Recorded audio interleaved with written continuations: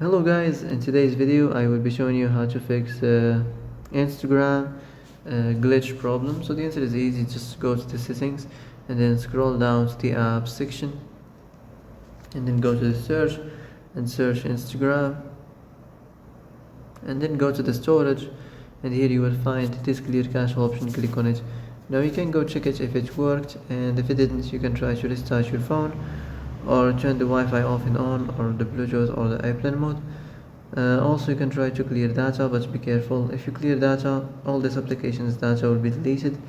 This includes all files, the settings, the accounts, the databases, etc. So be careful if you want to clear your data. And that's it for today's video. I hope this is the answer you've been looking for.